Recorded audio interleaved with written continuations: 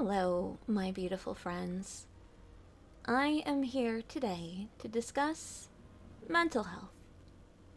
Something I've struggled with since I was a little kid. But I have a very strong moral guidance system inside me that would always say, well, think about other people and how they would feel if you were gone. And I've found ways to just pause and sit with these feelings and be like, why am I feeling this way? Why am I feeling this way? Sometimes there were things I needed to learn, things that I was doing that were just, creating my own problems. But a lot of times there were abuses happening that I couldn't name, I couldn't explain, but it just hurt a lot every day. So what I am opening up about is the knowledge that this is something many of us struggle with, that we are all carrying our own pains, and they are weighing us down, and that this world, while it is messed up, let's be honest, 10,000 years ago, or even just 1,000 years ago, things were far more messed up. We had no electricity, we had no indoor plumbing, and we really did not understand medicine. That's a big thing. Oh my goodness, we thought that germs were spirits. So, we have evolved, we have grown, we have come to a level of awareness that we can appreciate this time, but we also still have to deal with a lot of things that are really, really dumb, really, really painful, really, really abusive. Going to your job every day for somebody who doesn't even appreciate the time that you're giving them and not giving your family, for instance. That we are all stuck in this system of ancient design, and it's just not naturally occurring in this world, so it almost feels like I don't want to play this game anymore. Because that's what it is. It's a game everybody decided to play, and that we continue to play. So, first of all, it's nice to know we're not alone in these feelings. Sometimes when we look at the news, it almost feels like we're alone. I used to feel that way a lot as a kid. I used to wish that there was somebody else like me out there who would, share these feelings, but the people around me made me feel insane for feeling the way I felt. What's wrong with me? Why can't I just be like them? And even if I tried to, even if I played that game, eventually I became sick of pretending to be something that I'm not. I can't fake who I am. I can't wear makeup and feel normal. I've never been somebody who fits in very easily. And I'm really grateful for that now, because it's helped me learn so many other perceptions beyond my own. A lot of us feel out of place, or a lot of us feel like we have to put on these masks so we can fit into society. That if we share who we really are, people are going to get angry and yell, and it puts us in danger. I am somebody who's had to learn to just, first of all, appreciate who I am. What makes me different? I love that girl. I love her beliefs. I do. And I love the world that she provides for her kids. She's the mother I wish I had growing up. And I'm not perfect. Not even in the least. There are days where I'm just barely holding together, hoping that I can just be okay enough to get through the day. But that's the point. We are all carrying something other people can't see. And I guess I could use the metaphor of a cross, but I don't think that's going to translate very well. So, we're all carrying heavy, heavy weights. Sometimes we know how to heal these weights, and we can let them go. But we aren't taught how in general society. It's not something that school teaches us. We definitely have to know math, to a certain degree. But when it comes to the more complicated side of emotions, most of us have been taught to tune that world out entirely. Shut up and suck it up.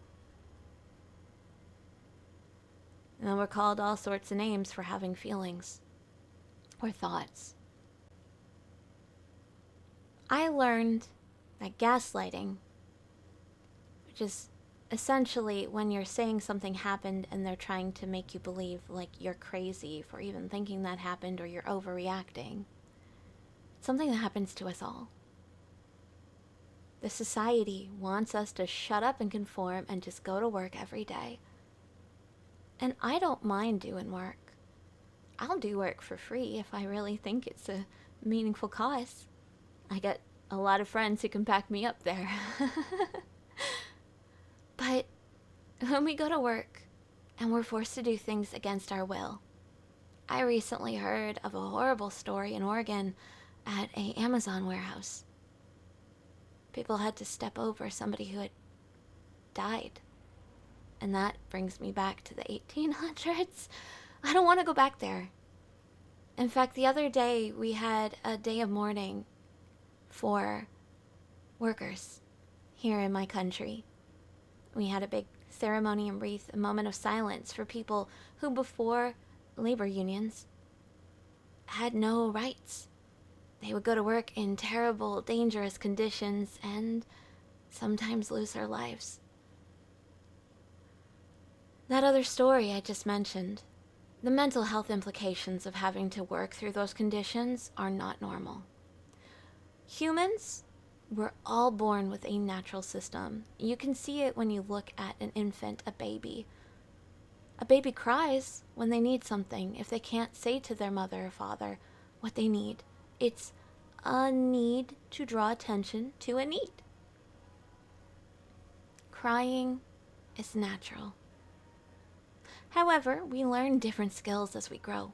We learn to communicate. We learn to express ourselves and our needs. If we're capable.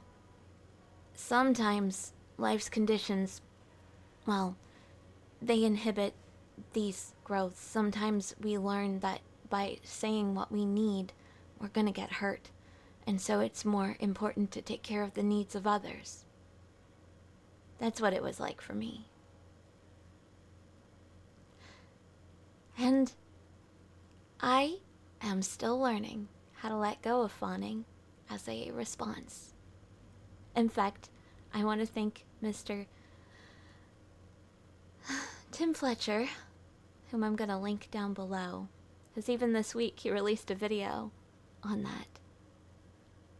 And it's really hard to even know sometimes that we're doing these things. This has been almost a decade now of trying to figure out, why do I feel this way? Why do I respond that way? What is it about this moment that's triggering me?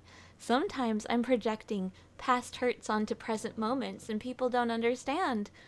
And I didn't understand. But if we can make sense, everything suddenly seems so logical. A lot of these violent acts in the world, they're preventable.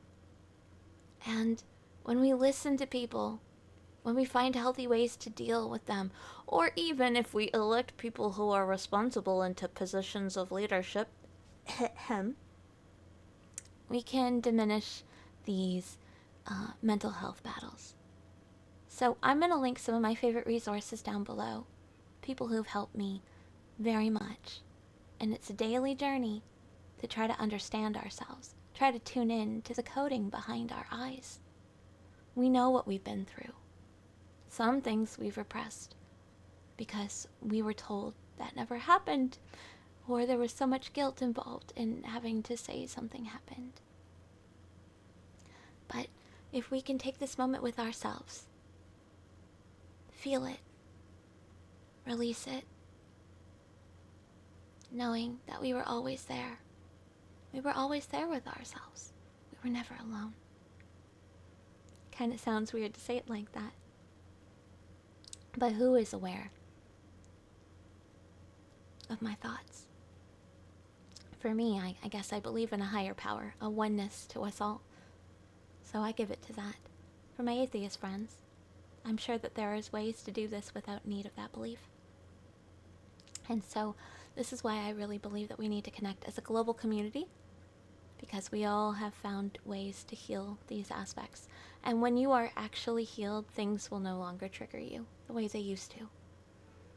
It's amazing, I can say. Just understanding that our natural system as babies is still supposed to be part of our adult system, but reality forces us to disconnect, dissociate from the pain that we're feeling. This is why addiction becomes such a big thing. So, also gonna link some Gabor Mate on addiction if you have any addiction problems that you want to get right with. I know you can do it. If I can do it, anybody can do it. And I love you very much. I just want you to be okay.